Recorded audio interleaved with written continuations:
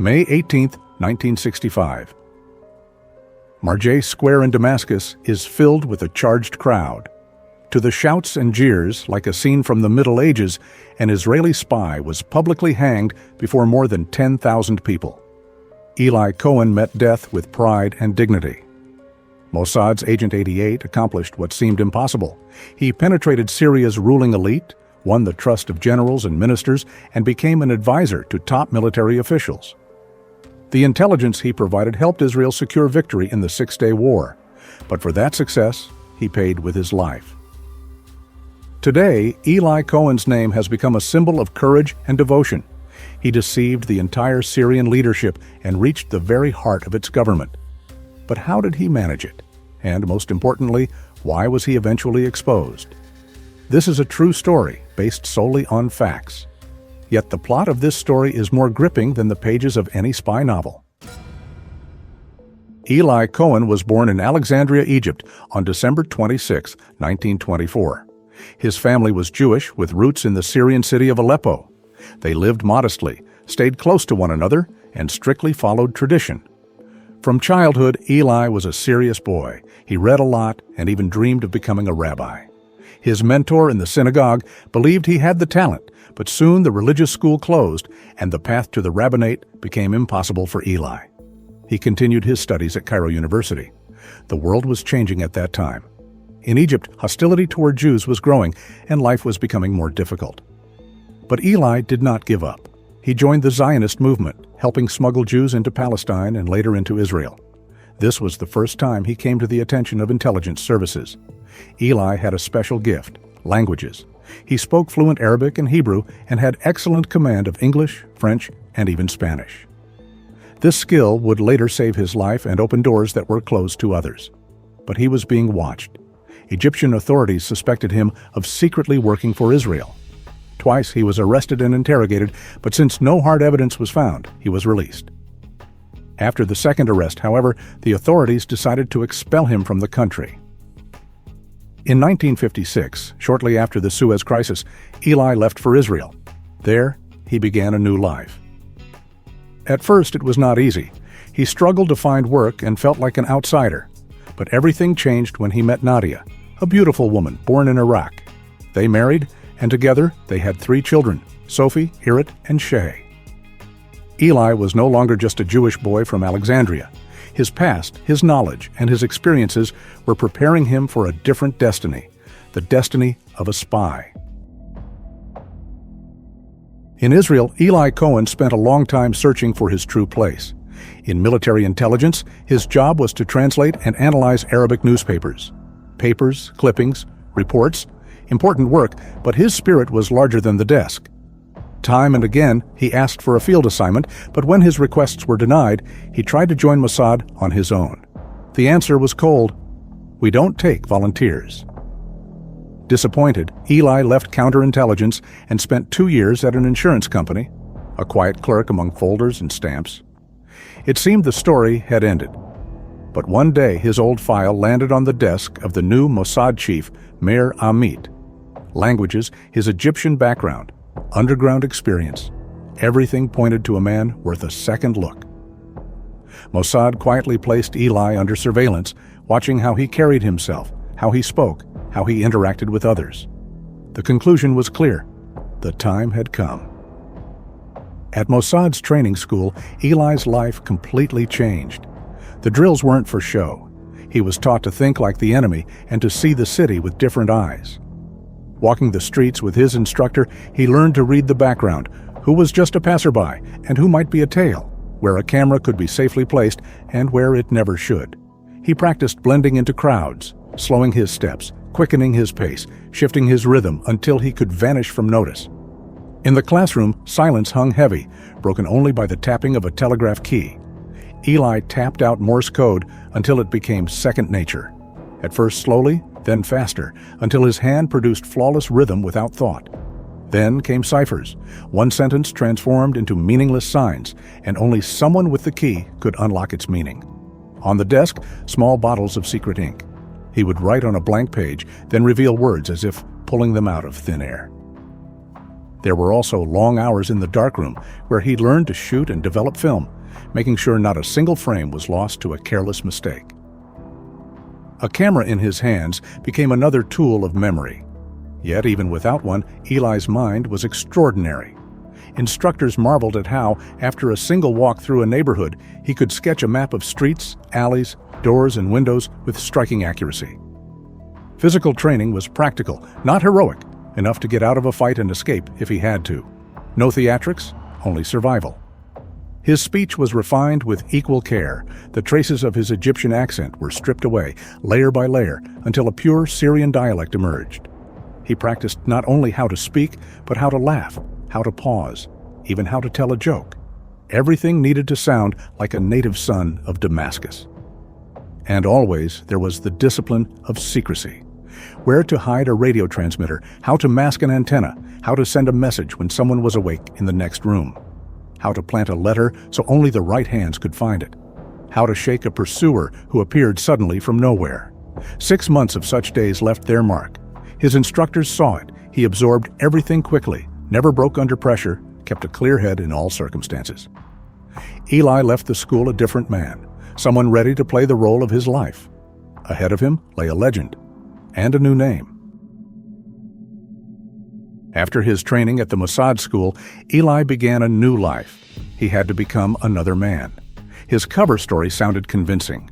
Kamel Amin Thabet, a Syrian by origin, a Muslim, a bachelor, and a wealthy businessman. According to the story, his family had long lived in Lebanon, while he himself had spent many years in Argentina. Now, Thabet was returning to the Middle East to invest his inheritance and help his homeland, Syria. In February 1961, Eli set out for Buenos Aires. There, he began to settle into his new role.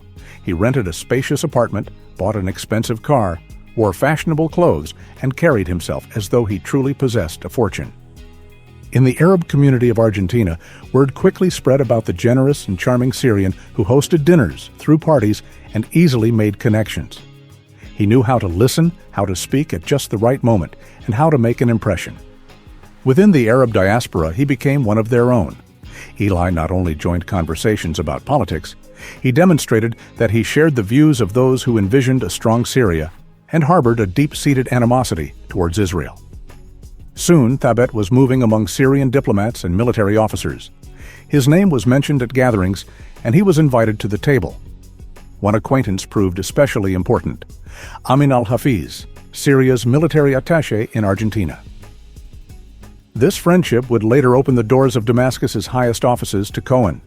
But at that time, in Buenos Aires, he was still solidifying his persona. He demonstrated wealth, independence, and readiness to invest in Syria. Step by step, he was building a bridge that would carry him into a new life, a life undercover in the very heart of an enemy nation. An invitation to Damascus was now only a matter of time. Eli was ready. The legend had taken on a life of its own. In early 1962, the legend truly came to life. Under the name Kamel Amin Thabet, Eli Cohen arrived in Damascus. He settled not just anywhere, but in the prestigious Abu Rumaneh district. This was no ordinary neighborhood. Nearby stood embassies, government ministries, and even the headquarters of Air Force intelligence. It was the heart of Syrian high society, and now home to the wealthy businessman from Argentina. Eli quickly began hosting parties and lavish dinners. His apartment soon became one of the city's most popular salons. Wine and strong drinks flowed freely, and the atmosphere was light and relaxed. Here, people felt at ease. Generals, ministers, and businessmen dropped their masks and said things they would never have dared to share elsewhere. Cohen knew how to listen. He never interrupted, never rushed, but caught every word. At his table, government plans, military secrets, and hints of future decisions spilled out in casual conversation. Everything Eli heard, he carefully relayed back to Israel. To strengthen his position, he lent money to influential individuals, offered advice, and provided assistance when needed. His counsel was quickly appreciated. He seemed intelligent, cautious, and dependable. Gradually, he was no longer seen as just a wealthy guest from Argentina, but as someone worthy of trust. Cohen's influence grew rapidly.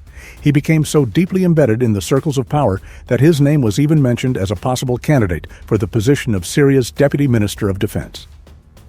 It was astonishing. An Israeli agent sat at the same table with generals and ministers in the very heart of Damascus. The intelligence he gathered was worth an entire army of spies. The longer Eli Cohen lived in Damascus, the deeper he penetrated into the heart of the Syrian military.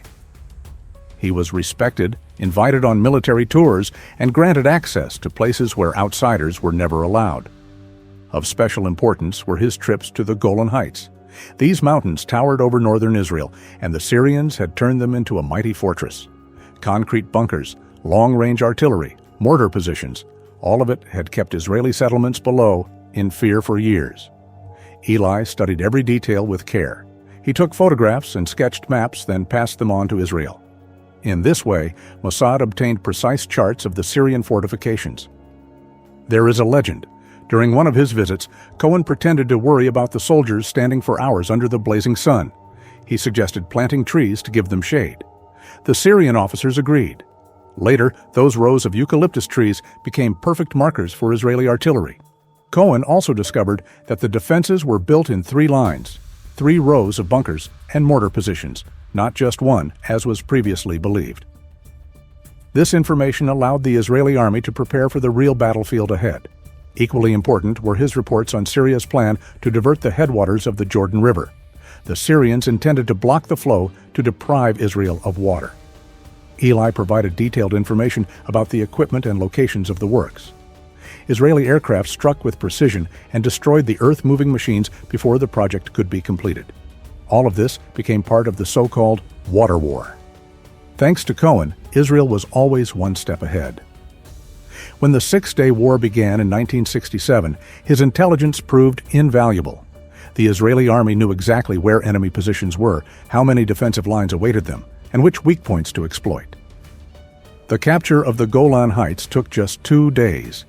Eli Cohen did not live to see this victory, but it was his work that made it possible. He gave his life and changed the course of history. In March 1963, another coup took place in Syria. The Ba'ath regime rose to power, and with it came the growing influence of military intelligence. The new head of the security services was Colonel Ahmed Sweidani. From the very beginning, he distrusted figures from previous circles and regarded Kamal Amin Thabet with suspicion. To this hard-nosed officer, the businessman seemed far too successful and far too close to the generals. Meanwhile, Eli's situation was becoming increasingly dangerous. He continued to transmit information, but he felt the storm clouds gathering around him. In November 1964, he secretly returned to Israel. There, he saw his newborn son Shay for the first time and told his handlers bluntly, it was time to stop. His exposure was only a matter of time, and he wanted to stay with his family. But Mossad made a different decision. The intelligence he was providing was too valuable, and the tension in the Middle East too great. He was ordered to return one more time. Eli obeyed, though deep inside he knew he was risking everything. Before leaving, he promised his wife Nadia that this would be his final mission, just a little longer, and then he would return for good. But fate had other plans. Eli Cohen had been operating in Syria since January 1962. His undercover career was going brilliantly until that day in January 1965 when everything collapsed. According to the recollections of Syrian intelligence chief Ahmed Sweidani, suspicions did not arise by chance. The Syrians learned of Cohen's contacts with a man of highly suspicious ties. That man was Majid Sheikh al-Ard, the very same person who had helped Cohen cross the border and who had accompanied him throughout his years in Damascus. After Cohen's arrest, al-Ard was detained as well. Eli had left Syria and returned several times. His 5th entry into the country was on November 26, 1964. By then, the situation had become tense. The Syrians had arrested 2 CIA agents operating in Damascus. One of them, Farhan Atassi, knew Cohen. After that, Syrian intelligence began closely monitoring everyone who had any connection to the U.S. Embassy. On December 1, 1964, Eli met al-Ard for lunch. During the meal, al-Ard let slip that he had recently met a man named Rosolio. It soon became clear this was none other than Nazi war criminal Franz Rademacher, hiding in Damascus. Cohen pretended not to believe him, but was intrigued. Al-Ard, right in front of him, dialed Rademacher's number. 40 minutes later, Eli and his friend were sitting in the safe house of the former Nazi, just a 10-minute walk from Cohen's own apartment. The very next day, Eli enthusiastically reported to Tel Aviv. The war criminal had been found. His report included Rademacher's exact description, address, and details of the apartment. But Israeli headquarters did not appreciate the discovery. He was ordered to drop the pursuit and return to his primary mission. Later, American documents revealed that Majid al-Ard had once again tried to be useful to U.S. intelligence, passing along everything he had learned from Rademacher. This meant that knowledge of the trio meeting, the Syrian businessman, the Israeli spy, and the Nazi, may have reached not only the Americans, but also the Syrians. The theory put forward by Noam Nachman Tepper, author of Eli Cohen, Open Case, is supported by testimonies. Syrian intelligence likely learned of this meeting very quickly. For them, the picture was clear. Al-Ard, known to be an American informant, a man linked to the U.S. Embassy, and the mysterious businessman Thabet. At least one of them must have been engaged in secret activity. Logic dictated that Thabet should be placed under surveillance. That is exactly what happened. According to Swaidani and the officer who took part in the raid, Cohen was put under close watch. Soon after, they decided to strike. In January 1965, they stormed his apartment and discovered spy equipment, radio transmitters, receivers, and ciphers. Interestingly, witnesses later recalled that the Syrians did not yet realize they had captured an Israeli agent. They only knew one thing: they had caught a spy. The scale and importance of his work would only become clear to them later. Thus ended the legend of Kamel Amin Thabet. And so began the tragic final chapter in the life of Eli Cohen. In February 1965, Eli Cohen stood before a military tribunal. The trial was swift and harsh. He was sentenced to death for espionage. On the eve of his execution, Cohen met with Damascus's chief rabbi, Nissim Indibo. Into his hands, he entrusted his farewell letter for Nadia and their children. These became his final words to his family. On May 18, 1965, at 3:30 in the morning, the sentence was carried out. Eli Cohen was publicly hanged in Damascus's Marya Square. His body remained there for 6 hours, a grim display meant to intimidate the crowd. Afterward, Syrian authorities refused to return his remains to Israel. According to official accounts, he was buried in the Jewish cemetery in Damascus. But the story did not end there. 5 years after the execution, Israeli intelligence attempted a covert operation to retrieve Cohen's body and bring it to Israel for reburial. The mission failed.